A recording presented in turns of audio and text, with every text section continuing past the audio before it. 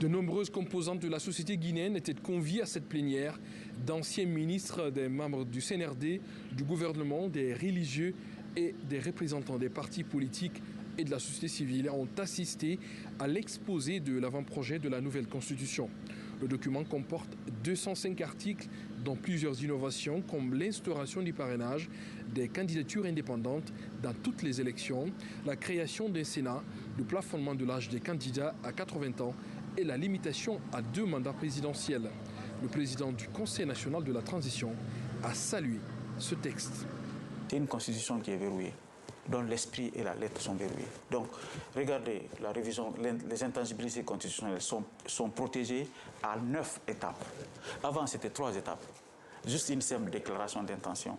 À côté de l'hégémonie présidentielle, nous avons redistribué les cartes en ayant un parfait équilibre du pouvoir présidentiel par le Parlement qui a 2 chambres.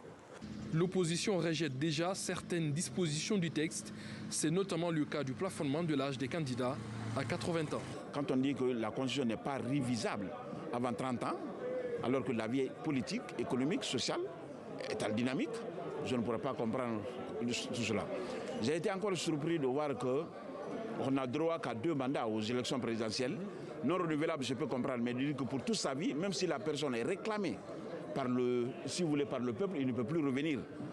Je crois que c'est une bonne chose, mais l'âge chez moi ne compte pas tellement.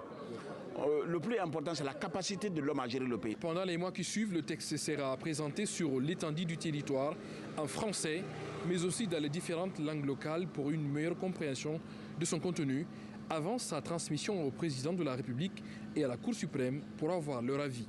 Le texte devrait être soumis à un référendum avant la fin de l'année.